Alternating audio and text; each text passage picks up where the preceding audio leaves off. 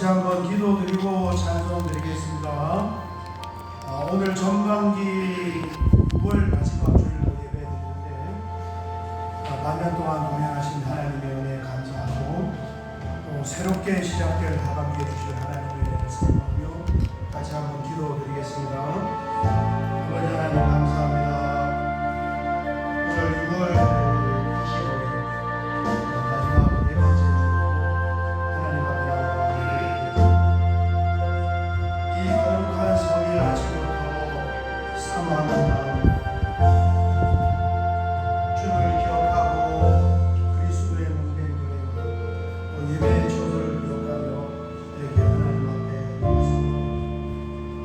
심령을 거룩한 주의 오늘로 다시 주시고 성령의 기름을 하나님 부어주셔서 준비할 때 그 발걸음을 옮길 때에부터 또 귀가하고 한 주를 보낼 때까지 하나님의 풍성한 은혜가 우리의 마음의 생각에 넘치게 자리 잡을 수 있도록 귀한 은혜를 하나님 주시옵소서. 이제 찬송을 드립니다.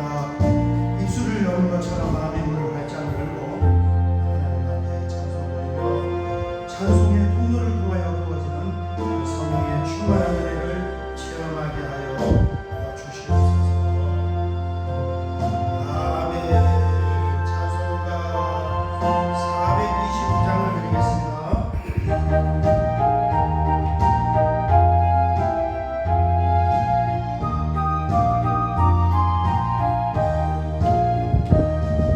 세상 모든 풍파 너를 흔들어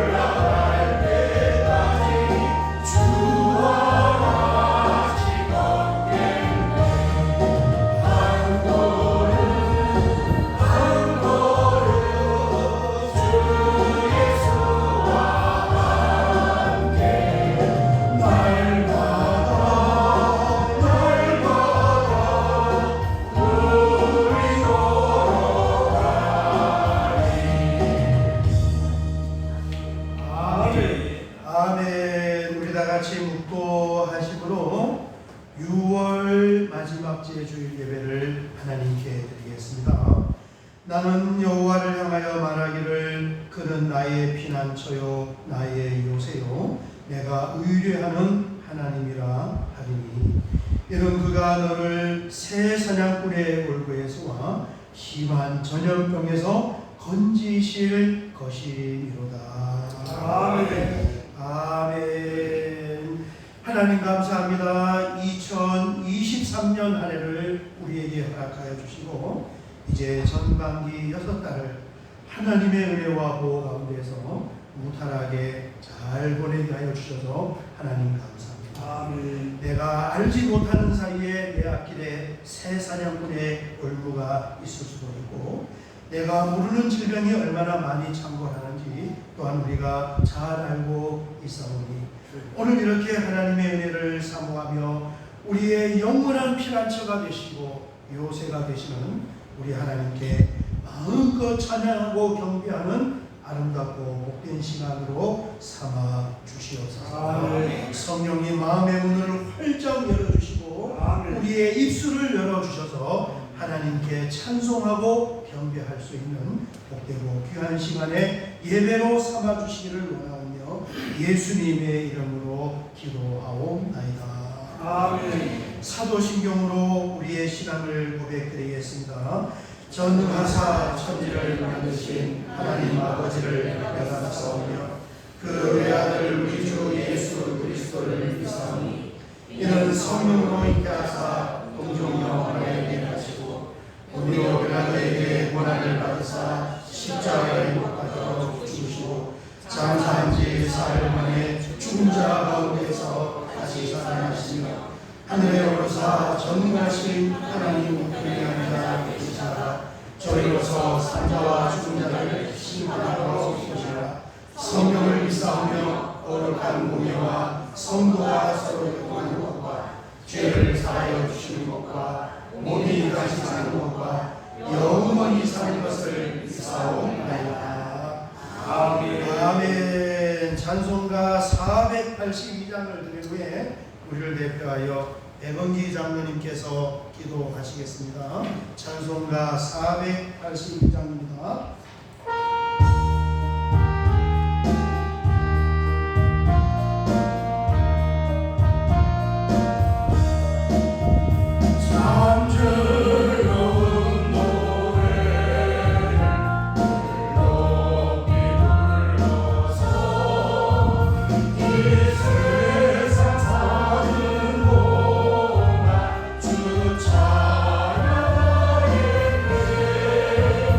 오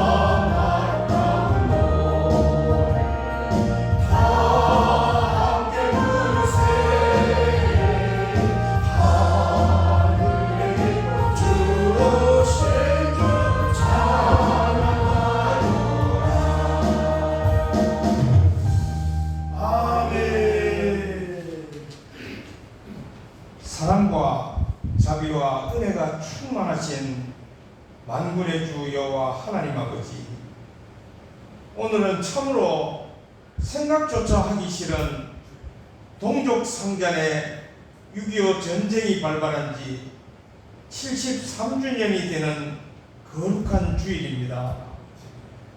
되돌아보건대 전지전능하신 하나님의 진정한 은혜에 진실로 감사와 찬송과 영광을 올려옵나이다. 아멘. 이제 전쟁 세대는 얼마 남지 않고 대다수가 전후 세대로서 공산주의가 얼마나 무서운지 알지도 못한 채 이념의 논리를 앞세워 우리 대한민국을 보수와 진보, 여당과 야당, 대세와 반대세로 나뉘어 파벌을 일삼고 있는 가운데 우리 교회들도 여기에 합세하여 목사들 간의 파벌과 장로들 간의 파벌들이 싸움을 일삼고 있을 뿐 아니라 교회 안에서도 당회원들과 성도들, 성도와 성도들 간에 서로 시기하고 질투하여 이간질하고 파벌을 조성하여 교회를 파탄으로 몰고 가는 일들이 비일비재하게 일어나고 있는 것이 현실입니다. 그러나 주님, 우리 하늘뜻 교회는 주의 종을 중심으로 한마음 한뜻이 되어 하나님의 큰 군대가 되기 위하여 끊임없이 기도할 뿐 아니라 언제나 주님의 영광을 높이 드러내는 주님의 아들, 딸들이 되기를 한없이 소원하고 있습니다. 아멘. 주님, 우리 모두를 불쌍히 여기시고 긍휼을 베풀어 주시옵소서. 아멘. 언젠가는 하나님의 놀라운 축복 속에 우리 하늘뜻 교회가 반드시 엄청난 부흥을 이룩할 줄 믿습니다. 아멘. 영원히 씻을 수 없는 우리의 죄를 단숨에 용서하기 위하여 못 박혀 죽으신 예수님의 영원하신 사랑을 잊어버리지 않는 하늘뜻 교회가 되게 하시옵소서. 아멘. 사람을 통하여 역사하시는 하나님 아버지, 단위에 세우신 주의 종을 통하여 지금 이 시간 이 자리에서 모든 것이 열려지고 풀어지며 아멘. 치료되고 해결되는 놀라운 역사심을 보게 하시고 아멘. 우리가 본 이 모든 것을 우리의 입술로 간증할 수 있게 하시옵소서. 아멘. 주님께서 꼭 하실 줄 믿사옵고 거룩하신 우리 주 예수님의 이름으로 간절히 기도드리옵나이다. 아멘. 아멘. 오늘 함께 나눌 하나님 말씀은 신약 성경 데살로니가 전서 1장 1절 한 절만 드리도록 하겠습니다. 신약 성경 데살로니가 전서 1장 1절입니다. 같이 한번 공부하겠습니다. 바울과 실로아와 디모데는 하나님 아버지와 주 예수 그리스도와 있는 세상과 이만의 교회에 편지하노니 은혜와 평강이 그의 뜻을 지어다. 아멘. 아멘. 오늘 밤부터 이제 장마가 시작이 된다 하는 소식을 들었습니다. 올해는 장마가 한 달 정도 그렇게 진행이 된대요. 여러분, 이 장마와 태풍은 하나님이 우리에게 주시는 최고의 선물입니다.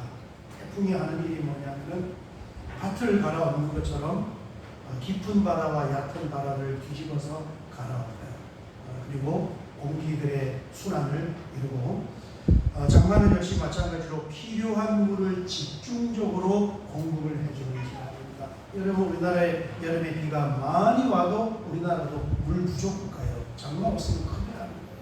그래서 이제 한 달 동안 좀 눅눅하고 비가 내려서 좀 불편한 것도 있지만은 야, 이거 없으면은 큰일이구나 하나님이 우리에게 주신 최고의 선물이구나 그렇게 생각하시면서 감사하면서 건강하게 잘 보내시기를 주의 이름으로 축원합니다. 아멘. 우리가 지난 몇 주간 동안 사도행전 28장의 말씀을 다 나눴어요. 좀 기억이 나나요? 전반부 12장은 베드로 사도를 중심으로 해서 유대인들에게 복음이 전파되었고, 후반부 이제 13장에서 28장까지는 바울 사도의 선교 활동을 통하여서 이방인들에게 복음이 전달이 되는 것입니다. 그래서 13장에서 28장까지는 한 15년의 기간이에요. 그리고 로마에서 몇 년 더 해서 한 20년 사도 바울의 이 활동 가운데에서 중간중간 필요한 때에 교회들에게 사도 바울이 편지를 보냈습니다. 이게 우리 성경에 있는 로마서에서 빌레몬서까지 13권이에요. 이 13권을 바울 서신의 13권이다 그렇게 부릅니다. 오늘부터 우리 교회는 이 사도 바울이 기록한 바울 서신 13권을 어떤 배경을 가지고 기록이 되었는가 하는 것을 사도행전을 기초로 해서 이제 함께 말씀을 나누고자 합니다. 여러분, 이 사도행전을 기초로 하면은 그동안 내가 개인적으로 바울 서신을 읽은 것보다 훨씬 더 깊이 있게 성령님이 감동하여 이 저자를 통하여 왜 그 시대에 이 성경을 기록하게 했는가 하는 그 의미를 더 깊이 있게 나눌 수가 있어요. 그래서 이 13권이면 거의 신약 성경 절반인데 이제 오늘부터 시작이 되니까 생각만 해도 가슴이 웅장해져요. 야, 이 깊이 있는 바울 서신 13권을 사도행전에 기반해서 이제 매주 말씀을 나누면 최소한 몇 년 정도 그렇게 걸릴 것 같은데, 여러분, 우리 하나님 자녀들은 성경 말씀에 관심을 가져야 하는 줄 믿습니다. 아멘. 절대적으로 말씀에 관심을 가져야 돼요. 내가 믿는 믿음의 대상은 하나님이지만 그 믿음의 모든 근거는 성경에 기인을 하고 있는 것입니다. 아멘. 제가 가끔 한 번씩 말씀드리지만 몇 년 전에 강원도 양양의 여름휴가 때 가서 저 식당에서 저녁을 먹는데, 거기 밥 먹는 테이블에 옆 테이블에 아저씨들 네 분이 술을 마시면서 성경 이야기를 갑자기 꺼내는 거예요. 제가 예수 믿는 사람들 제발 좀 술 먹으면서는 좀 교회 이야기, 성경 이야기 하지 말지도 들었다고. 그런데 보니까 천주교 성당신자, 천주교는 술을 마신단 말이에요. 그래서 그 천주교 성당 신자들 60 전후된 이 네 분의 아저씨들이요, 저녁 말 먹으면서 무슨 얘기하냐면 요한계시록과 요한복음과 창세기 이야기를 하는 거예요. 굉장히 깊이 있게 성경 이야기를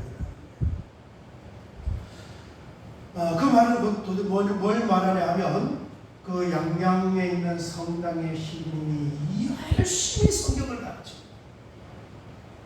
그리고 그 시골 사람들이 하나님의 말씀과 성경에 관심을 가졌기 때문에 그것을 귀담아 배워서 밥을 먹으면서 요한계시록과 요한복음과 창세기야. 거룩한 영적인 충격과 도전을 받았단 말이에요. 우리 교회 집사님, 우리 교회 성도님들이 과연 어디 식당에 가서 계시록 이야기하고 성경 이야기하고 말씀을 나눌까? 그 시골 아저씨들이 지금 그러고 있는데, 여러분 오늘 점심 잡수면서 또 집에 차 타고 가면서 한번 말씀을 한번 나눠봐요. 여보, 오늘 뭐 들었어? 뭐 듣기는 뭐 들어. 목사님 설교 길게 짜증나 죽겠구만. 그러지 마시고 오늘 데살로니가 전서 1장 1절을 통해서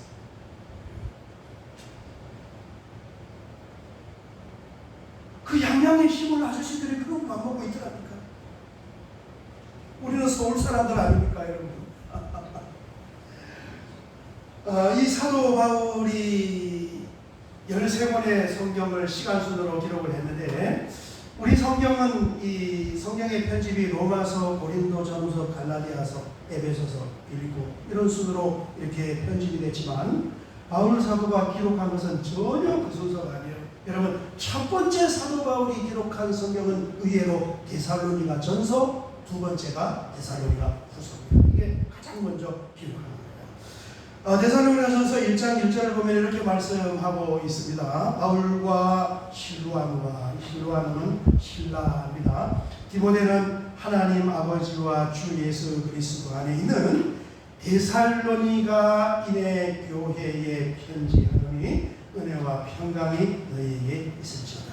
아멘. 데살로니가라는 도시에 세워진 데살로니가 교회 그 성도들에게 지금 편지를 보내면서 하나님이 주시는 은혜와 샬롬의 평강이 가득 넘치기를 원합니다.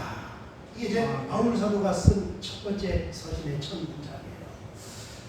이 데살로니가라는 도시를 우리가 배경을 좀 알아야 되는데, 이 그리스 반도 우리가 사도행전에 보았잖아요. 남쪽 그리스고 북쪽은 마케도니아. 지금도 마케도니아. 요즘 내년도에 유로 2024 축구 경기가 있어서 요즘 그 예선전을 하고 있는데 보니까 북마케도니아라는 나라가 출전을 해서 축구에 관심이 많대요. 같이 이렇게 시합을 하는 그런 것을 봤습니다. 어쨌든 그 전체 그리스 반도 남쪽 북쪽을 다 합쳐서 뭐라고 부르냐면은 헬라라고 불러요. 그런데 이 헬라라는 나라가 처음 등장한 것은 의외로 어디에 처음 등장하냐면 성경에 아예 헬라라는 제국이 생겨나기 전에 다니엘서의 예언으로 헬라라는 나라가 등장을 합니다. 다니엘서 8장 21절을 보면은 300년 후에 있을 저기 건너뛰고 넘어가고 300년 후에 있을 이 헬라, 그리스, 데살로니가 이 지역에 대해서 예언을 해주고 있습니다. 털이 많은 숫 염소는 곧 헬라 왕이요. 이 헬라라는 나라가 아직 생기기도 전에 하나님께서 다니엘이라는 한 선지자의 입을 통하여서 비유와 상징을 통하여 큰 시커먼 숫 염소 한 마리를 딱 보여주면서 이게 이제 헬라 제국이다. 그 두 눈 사이에 있는 큰 뿔 하나가 있는데 그 뿔이 바로 헬라 제국을 만들어낸 첫째 왕 알렉산더이다. 이게 나라가 세워지기 300년 전에 예언으로 성경에 기록이 됐어요. 이게 바로 여기가 지금 이 금신상이 다니엘서를 보여주는데, 이 다니엘서의 여러 가지 예언 중에 하나가 여기 등장하는 수염소 한 마리가 있는데 가운데 큰 뿔이 있는데 그게 헬라 제국의 알렉산더 왕이다. 이렇게 성경에 예언이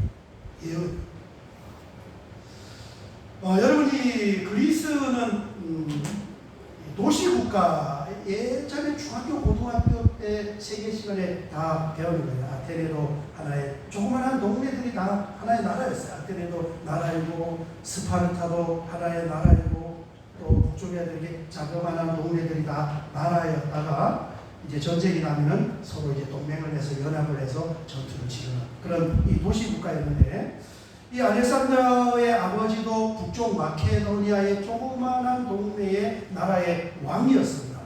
그런데 이 알렉산더의 아버지 필리포, 이 아버지가 빌립보라는 도시를 만들었어요. 이 필리포스 2세는 이 요즘으로 말하면 군사 전략가, 천재적인 군사 전략가였어요.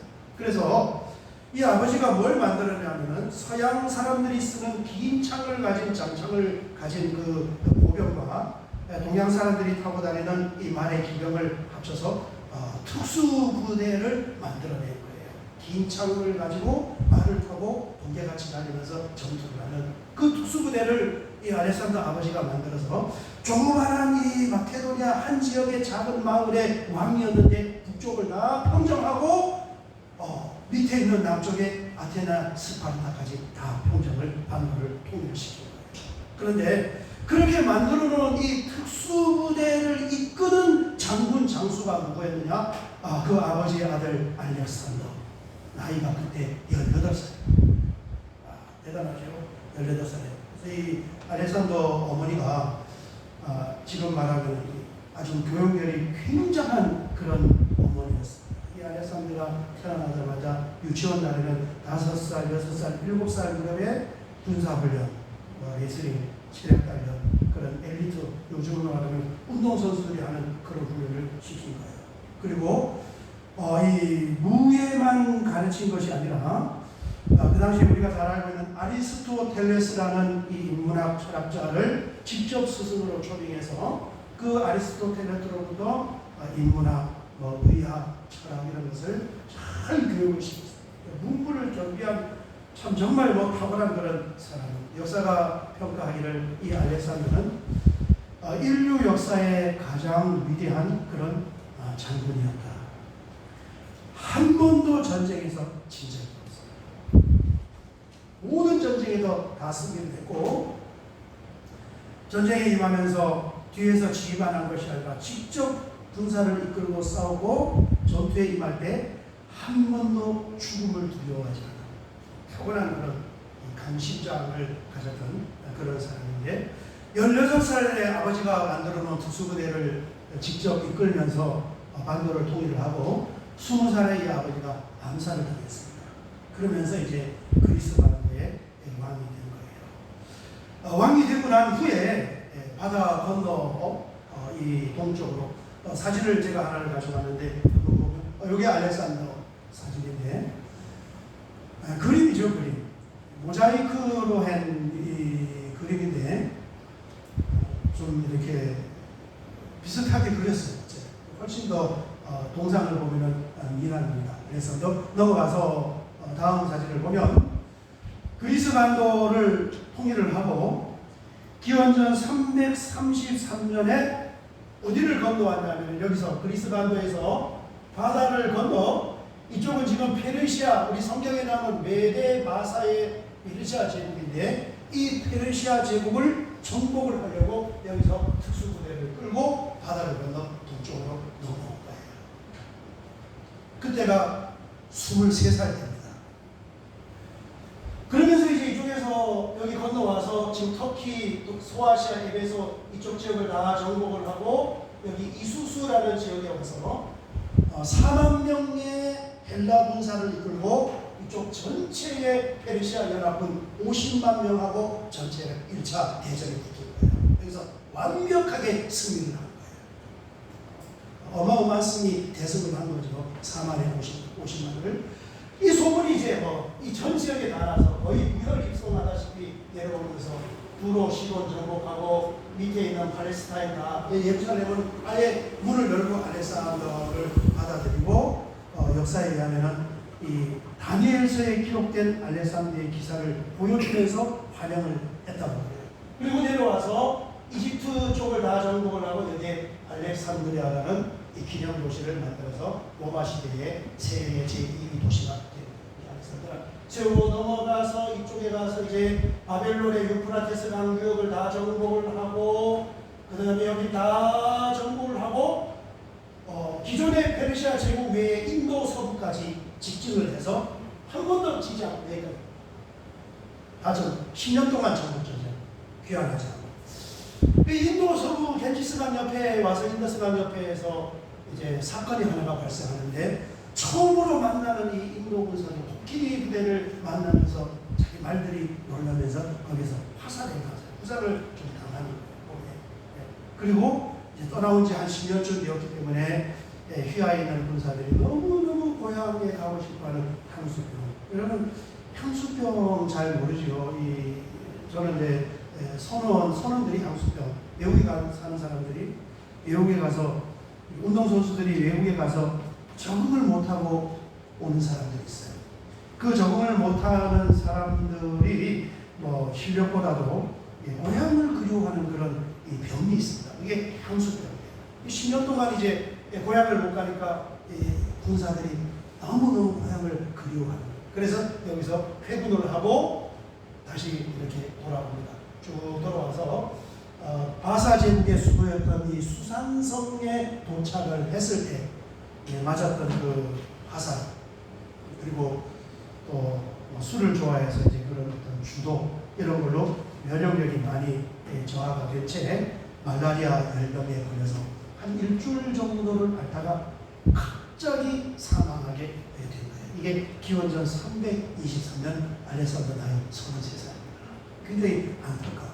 역사를 보면. 왜냐하면 이 어마어마한 이 대제국을 헬라라는 제국, 그리고 군사 군사력만 가진 것이 아니라 군인들 뒤에다 학자들, 인문학자들을 같이 다니고 다니면서 헬라의 문화와 동방의 문화를 섞어서 헬레니즘이라는 이 문화를 잘 전파해서 만들어라.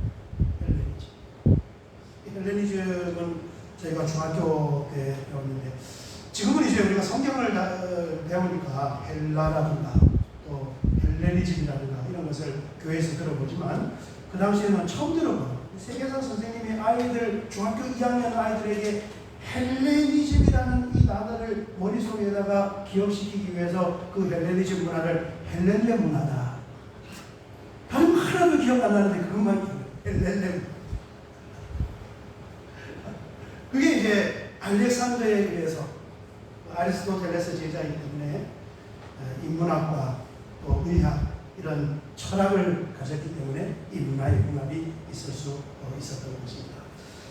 그렇게 이제 33살에 너무너무 안타깝게 제국을 만들어 놓고 한번 통치도 해보지 못하고 중간에서 연령에 의해서 그렇게 죽게 된 거예요. 요절이죠. 여러분, 우리가 이런 역사를 통해서 알 수 있는 것은 뭐냐면 아무리 사람이 유능하고 강해도 세상은 사람의 뜻대로 되지 않는 줄 믿습니다. 이게 한계를 인정해야 돼요. 정말. 그게 하나님 앞에 우리 피조물의 겸손이에요. 내가 할 수 있는 게 별로 없어요. 있다고 생각하면 착각이고 있다고 생각하면 반드시 그 뜻과 의지가 꺾어지게끔 되어 있습니다.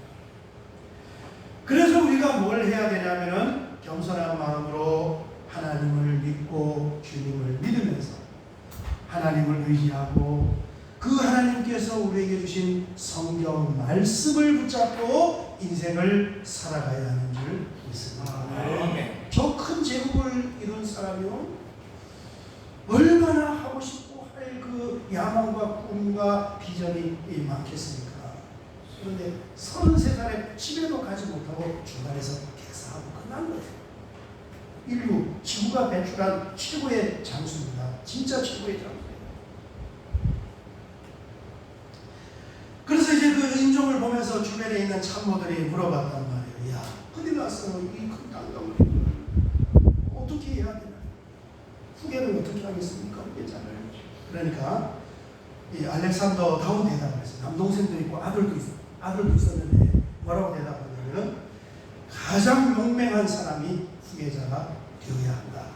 이렇게 하고 사망을 했는데 그 유언대로 이제 휘하에 있던 7명의 장군들이 한 20년 동안 치열하게 권력 암투를 하다가 이제 4사람으로 이렇게 요약이 되면서 저 헬라 제국이 4개 제국으로 이렇게 쪼개어진단 말이에요. 여러분, 이 헬라 제국이 4개 제국으로 쪼개어지는 것이 아예 나라가 생기기 전에 300년 전에 이미 성경에 예언이 되어 있어요. 그게 다니엘서 8장 22절입니다. 보면은 이렇게 말씀하고 있습니다. 이 뿔이 꺾이고 이게 알렉산더예요. 알렉산더가 죽고 나면 그 대신에 4개의 뿔이 나오는데 그 나라 가운데서 4나라가 일어나되 그의 권세만 못하리라.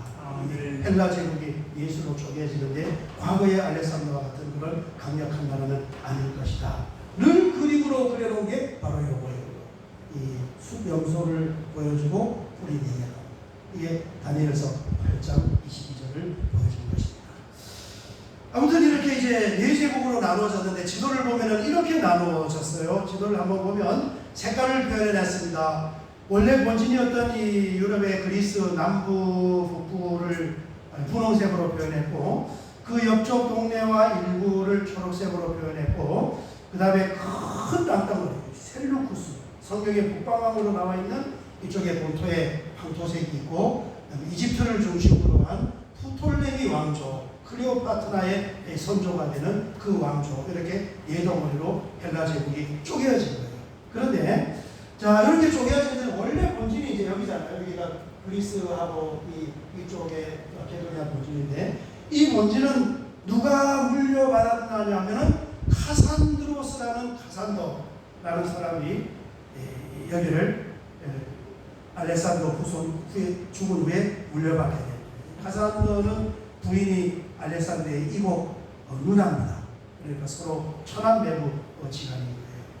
기원전 315년에 이 가산더가 저쪽 지역 분홍색 지역을 물려받으면서 기념해서 도시를 하나를 신도시를 하나를 건설을 했어요. 옛날에는 그런 게 유행이나 봐요.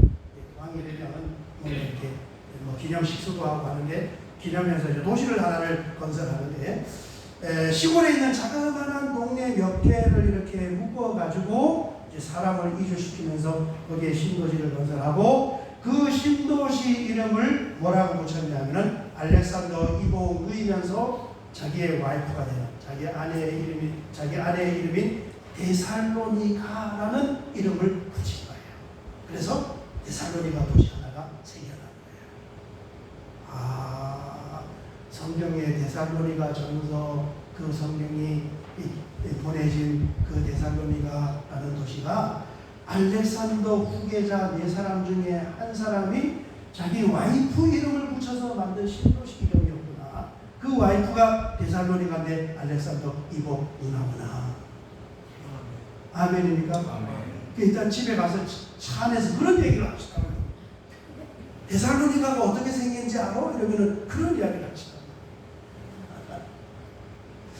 자, 이 도시에 이제 데살로니가 교회가 세워진 거예요. 도시가 세워지고 난 후에 약 350년이 흘렀습니다. 여러분, 최고의 선교사였던 사도 바울이 복음을 들고 거꾸로 이제 아시아, 소아시아, 터키에서 배를 타고 유럽, 에게해를 바다를 건너 유럽으로 건너갔어요. 그 당시에 북마케도니아의 수도가 데살로니가고 또 인구가 한 20만 명 가량 됐대요. 고대 도시로 봤을 때는 굉장히 큰 도시입니다.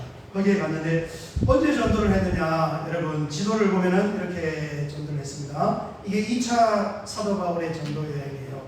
안디옥 교회에서 출발해서 1차 때 전도했던 더베, 루스드라 이쪽 지역의 교회를 돌보고 원래는 에베소에 가서 전도하고 싶었지만은 이상하게 성령이 거기를 막아서 또 위쪽으로 동북쪽으로도 성령이 막고 남은 서북 방향밖에 없어서 가다 보니까 드로아 앞바다까지 가게 되었는데 그날 밤 꿈을 꾸는 거예요. 꿈속에 저 바다 건너에 있는 유럽 사람이 이리로 건너와서 우리를 좀 도와주세요 하는 그 환상을 보면서 배를 타고 건너가 빌립보를 전도하는 게 16장 사도행전 16장.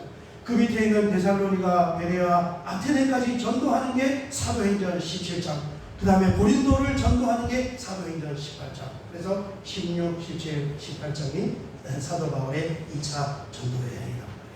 자, 2차 전도여행의 데살로니가에서 어떻게 전도를 하느냐? 17장 1절 이하를 보면은 이렇게 전도하면서 데살로니가의 교회가 세워져요. 그들이 빌립보를 출발하여 암비볼리와 아볼로니아로 다녀가 데살로니가에 이르니 저 데살로니가 350년 도시 가산더의 와이프 이름을 딴 도시 아시겠죠? 거기 유대인의 회당이 있는지라 바울이 자기의 관리대로 그들에게 들어가서 새 안식일에 성경을 가지고 강론하며 아멘. 그 유명한 딱 3번 설교하고 세워지는 교회 이야기가 여기에 나옵니다. 안식일을 3번 딱 설교합니다. 사도 바울은 도시에 도착을 하면은 제일 먼저 뭘 찾았냐면은 유대인들의 회당이 있는가 없는가 거기를 먼저 찾아보는 거예요. 왜냐하면은 2가지 이유가 있는데 첫 번째는 복음을 먼저 전하는 대상자가 자기의 동족 유대인이고 두 번째 유대인 회당에는 뭐가 있습니까? 구약 성경이 있어요. 구약 성경. 그래서 그 회당에서 전도를 하는데 그 회당에 보관되어 있던 구약 성경을 가지고 풀어가면서 그리스도의 복음을 전하는 거예요.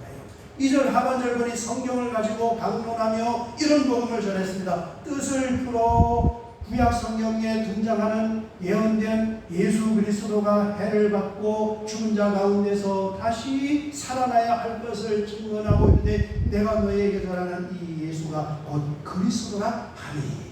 아멘. 구약 성경을 들고 구약 성경을 풀어가면서 거기에 예언된 예수님의 십자가의 죽으심과 부활하심을 통하여 예수가 우리가 그렇게 기다리던 인류의 구세주 메시아 그리스도입니다. 이 복음을 데살로니가에서 전한 거예요. 3번 딱 설교했단 말이에요. 그랬더니까 어떤 현상이 일어났느냐? 4절을 보면 그 중에 어떤 사람과 경건한 벨라인의 큰 무리와 적지 않은 피부인도 권함을 받고 바울과 실라를 따르라. 여기에서 많은 헬라 사람들이 예수님을 영접하게 권함을 받는다는 것은 복음을 들었다는 거예요. 따른다는 것은 예수님을 받아들이고 믿는다는 이야기예요. 피부인도 막 이 유대인들은 안 믿는데 이방인들의 이 영혼 구원의 열매가 막 나타나는 거예요. 그러니까 그 현장을 바라보는 이 유대인들이 그 시기와 질투가 가득 찬 사단이 얼마나 역사를 하느냐. 5절 유대인들은 시기하여 저자의 어떤 불량한 사람들을 데리고 공육배들을 동원을 했어요. 때를 지어 성을 소동하게 하여 야손이라는 집에 침입하여 사도 바울이 야손이라는 사람 집에 근거지로 하고 복음을 전했고, 나중에 이 야손이라는 사람의 집이 데살로니가 교회 예배당이 되었다. 그들을 백성에게서 끌어내려고 찾았으나 이미 소식을 듣고 도피를 했습니다. 6절 보겠습니다. 6절 발견하지 못하며 야손과 몇 형제들을 끌고 읍장들 앞에 가서 소리질러 이르되 천하를 어지럽게 하던 이 사람들이 여기도 이름에 두 가지 제목으로 고소를 했어요. 이 바울이라는 가는 데마다 세상을 어지럽게 하는 사람, 큰일 날 사람들입니다. 그 다음에 7절 야손이 그들을 맞아들였도다. 이 사람들이 다 가이사의 명을 거역하여 말하되 다른 있는 곧 예수라 하는 이가 하더이다 하니. 어마어마한 제목. 당시에는 가이사가 신이잖아요. 신. 그 외에 다른 황제의 임금은 있을 수가 없어요. 그러니까 반역죄, 이 가이사에게 대항하는 그런 이 사형에 해당하는 이 제목을 걸어서 이제 고소를 한 것입니다. 8절 이어서 보겠습니다. 8절 무리와 읍장들이 이 말을 듣고 소동하여 야손과 그 나머지 사람들에게 보석금을 받고 놓아줍니다. 바울 일행은 이미 도피를 했어요. 그러니까 이제 보석금을 받고 풀어줬습니다. 10절 밤에 형제들이 곧 바울과 실라를 부랴부랴 야방 도주시켜서 베레아로 보내니 그들이 이르러 유대인의 회당에 들어가니라. 그래서 이렇게 데살로니가 교회가 세워졌어요. 세 번 설교했어요. 세 번. 그래서 이제 이 앞으로 사도 바울이 2차 전도를 하면서 매일 마음에 이 밟히는 것이 뭐냐 하면 강난 아기를 놓아둔 그 어머니의 심정처럼 데살로니가에서 내가 세 번 설교하고 예수 믿겠다는 많은 사람들이 나왔는데 이 사람들이 과연 신앙생활을 할 수 있을까? 할 수 없을까? 이게 마음에 계속 걸리는 거예요. 그런데 이제 베레아까지 도망을 와서 베레아에서 복음을 전하는데 이 베레아와 데살로니가는 한 60km 굉장히 먼 거리죠. 옛날에. 지금도 60km면 차를 타고 1시간을 갈 거리인데 여기서 임선보다 더 먼 거리예요. 그 이 데살로니가에 있는 유대인들이 진짜 지독한 사람들. 아니 자기 동네에서만 전도 못하게 할 일이지 베레아에 가서 복음을 전한다는 소식을 듣고 거기까지 쫓아와서 해방을 하고 전도를 못하게 방해를 하는 거예요. 사도행전 17장 13절을 보면은 이렇게 기록하고 있습니다.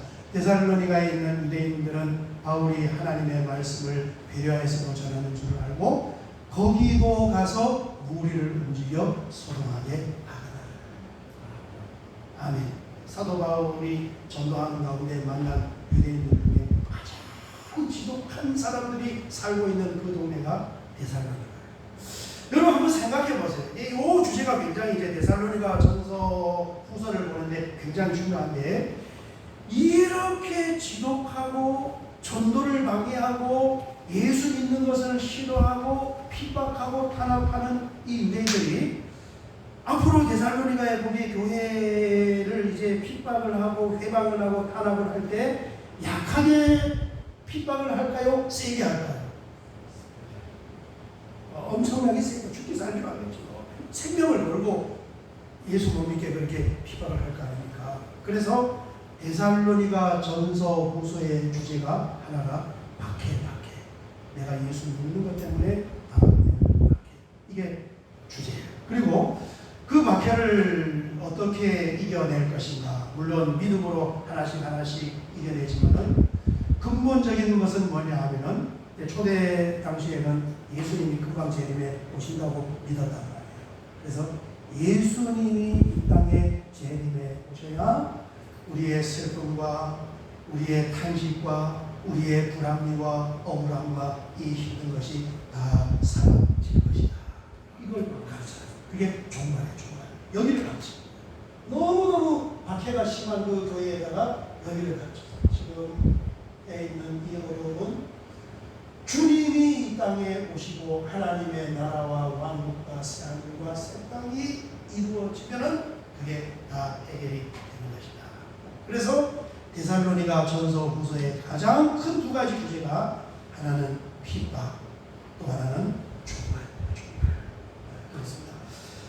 그래서 이제 이런 이제 사도 바울의 마음이 걸리니까 베레아까지 와서 또 방문을 하니까 할 수 없이 또 배를 타고 한 100km 밑에 있는 아테네까지 내려온 거예요. 그런데 그 아테네 와도 항상 마음이 걸려요. 그래서 아테네에서 어떻게 하느냐? 자기의 제자인 디모데를 이제 거꾸로 끌러보내. 데살로니가 가봐라. 도대체 우리 신앙생활 하고 있는지 못하고 있는지, 교회가 세워졌는지 안 세워졌는지 한번 가봐라. 그렇게 파송을 하는데 데살로니가 3장 1절 2절을 보면 이렇게 말씀하고 있습니다. 이러므로 우리가 참다 못하여 우리만 아덴에 머물기를 좋게 생각하고 저기 그리스 남부의 아테네까지 지금 도피를 했어요. 마음에 걸리는 거예요. 2절 우리 형제 곧 그리스도의 복음을 전하는 하나님의 일꾼인 디모데를 보내노니 이는 너희를 굳건하게 하고 너희 믿음에 대하여 위로함으로. 아멘. 디모데를 보내서 신앙생활하는데 도움을 줘서 굳건하게 믿음을 지킬 수 있게 하고 그들을 잘 위로해줘라. 이게 보면 1절에 참다 못하여 라는 말이 있습니다. 제가 이 데살로니가 전서 말씀을 묵상을 하면서 데살로니가 전서를 한마디로 표현하는 것이 바로 참다. 참다 못해. 우리 시골 표현하면 애가 말라서. 생각할수록 애가 많은 거예요. 도대체 왜 교회가 세워졌을까? 가난하기잖아요, 여러분. 가난하기는 놓으면은 스스로 힘으로 살지 못한단 말이에요. 여러분 지난주에 신문 기사를 보셨나요? 어디에서 보니까 아이가 두 돌이 아직 안 된 나이인데 엄마가 25살이에요. 애가 애를 낳았어요. 남편은 미혼모예요. 누가 아빠인지도 잘 몰라요. 25살이 철없는 엄마가 애를 낳아서 아직 두 돌이 안 됐는데 맨날 나가서 놀다가 집에도 안 들어와요. 그래서 이 두 돌이 안 된 애를 집에 놓고 옆에 밥그릇에다가 김하고 밥하고 이렇게 뭉쳐가지고 놓고 나가서 3일을 안 두고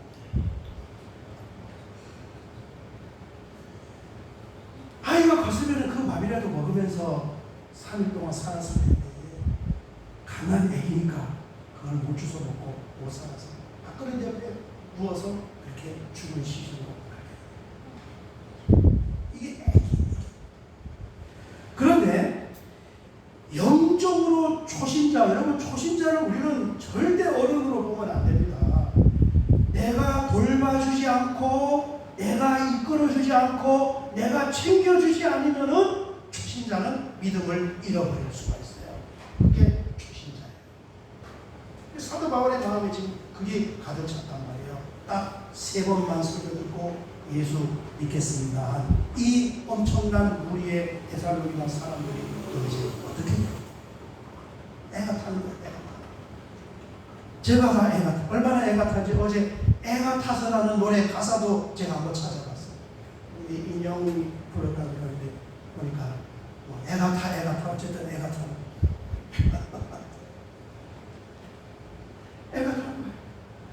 그래서 이제 제자인 디모데를 가서 한번 보고 와라 하고 보냈더니 정말 놀라운 소식을 디모데가 가지고 오고 이야 갔더니 그 사람들이 믿음으로 역사를 이루어가고 있고 사랑으로 해산의 수고를 하면서 사랑을 전달하고 있고 인내하면서 소망을 가지고 복음을 증거하면서 지금 교회가 세워져가고 있습니다. 이게 데살로니가전서 3장 6절을 보면 이렇게 말씀하고 있습니다. 지금은 디모데가 너희에게로부터 와서 지금은 고린도예요. 바울이 고린도까지 내려왔는데 아덴에서 보냈던 디모데가 갔다가 고린도에서 만나게 된 거예요. 너희 믿음과 사랑의 깊은 소식을 우리에게 전하고 또 너희가 항상 우리를 잘 생각하여 우리가 너희를 간절히 애가 타보고자 함과 같이 너희도 우리를 간절히 보고자 한다 하니. 아멘. 이 기쁜 소식을 듣고 쓴 편지가 뭐라고요? 데살로니가 전서. 이어서 쓴 편지가 데살로니가 후서. 그래서 이 데살로니가 전서 후서를 보면은 그 각별한 마음을 가지고 아기가 살아나는 그 현장을 보면서 위로하고 격려하고 칭찬하고 코칭하고 가르쳐주는 바울의 심정과 하나님의 마음이 그 서신 속에 다 담겨져 있습니다. 아멘. 은혜가 되시면 아멘 하시는 거예요. 아멘. 그래서 사도행전을 배경으로 하고 서신서를 보느냐 아니면 서신서를 따로 보느냐는 이런 차이가 있는 거예요. 이런 배경에서 데살로니가 전서가 기록이 되었구나. 그래서 그렇게 박해를 이야기하고 종말을 가르쳤구나. 이렇게 되는 것입니다. 여러분 오늘은 이제 서론을 하고 다음 주부터 생각만 해도 가슴이 웅장해. 바울 서신 13권을 우리가 같이 보는데 오늘 집에 가서 점심 때는 꼭 물어보세요. 데살로니가 오늘 우리가 뭐 들었지? 3가지 들었죠. 도시가 어떻게 만들어졌는지 헬라의 성경에 다니엘서에 예언된 그대로 알렉산더 왕과 그 후계자를 통해서 아내의 이름을 붙여서 데살로니가라는 도시가 만들어졌고 거기에 교회가 세워진 것은 도시가 만들어진 후 350년이 지나서 사도 바울이 거꾸로 배를 타고 건너가서 데살로니가에서 복음을 전했는데 거기에 지독한 유대인들을 통하여서 피신을 3번 설교하고 피신을 했는데 그 3번 설교 들은 사람들이 교회를 세우고 신앙생활 잘한다는 소식을 듣고 보낸 편지가 데살로니가 전서 후서야. 쉬워요? 어려워요? 또 대답을 안 하니 처음부터 다시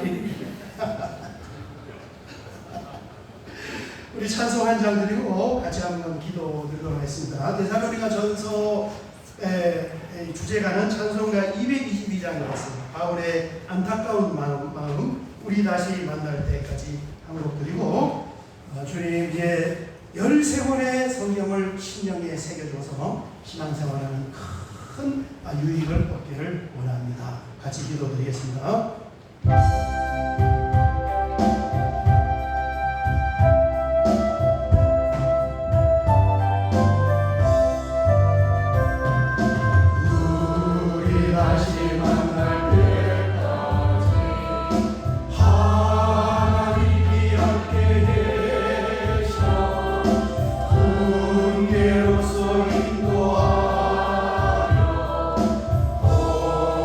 도와주시기를 바라.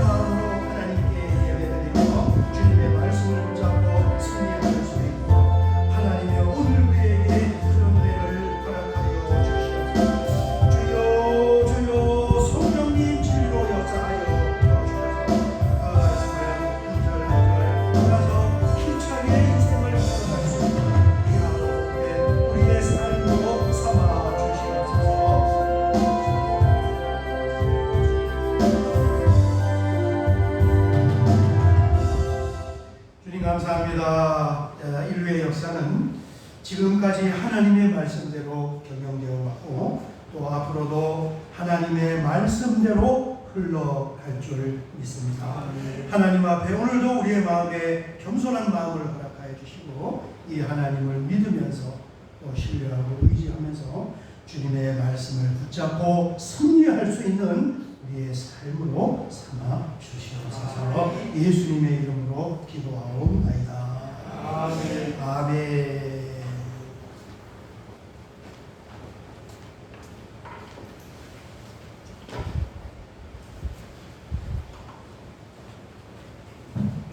우리 사역의 말씀을 같이 나누겠습니다. 오늘 6월 마지막 주일로 함께 예배드려서 감사합니다. 이번 한 주간도 믿음으로 여러분 잘 승리하시기를 바랍니다. 3번을 보시면 우리가 대입 수능생을 위해서 기도하고 있는데 이맘쯤 되면 굉장히 지쳐요. 날씨는 덥고 잠 맞춰야 되면 습하고 육신적으로도 체력이 달리고 그보다 더 큰 것은 정신적인 그런 압박감입니다. 내가 갈 대학은 있는지, 내가 합격을 하게 되는지, 또 기나긴 재수생활을 또 해야 되는지 그런 염려와 근심 때문에 많이 힘들어요. 여러분 수험생들을 위해서 기도해 주시면 그들이 영적인 힘을 공급받는 줄 믿습니다. 그 앞에 있는 명단을 좀 이렇게 손으로 한번 눌러서 안 떨어지게끔 자리 앞에 있는 명단을 한번 더 눌러주시기를 바랍니다. 그리고 기억날 때마다 여러분 이렇게 기도해 주시기를 바랍니다. 8번을 보시면 다음 주가 10월 첫째 주간으로 하반기가 시작이 되는데 성찬식을 가지려고 합니다. 성찬식의 그 의미대로 우리는 한 몸의 한 교회라는 것을 이렇게 보면서 11시에 우리가 전교인으로 다 모여서 같이 연합 예배를 드리고 당회원들이 수고해주고 다음 주에는 9시 예배는 없어요. 11시에 다 한 가족으로 모여서 성찬을 지내고 그렇게 예배를 드리도록 하겠습니다. 다른 사람은 주보를 참조해 주시고 오늘 마지막 우리 축복송 한번 힘차게 믿음으로 선포하고 방문기도 축복기도하고 예배를 마치도록 하겠습니다. 하나님의 약속입니다. 여호와는 너에게 복을 주시기를 원하십니다.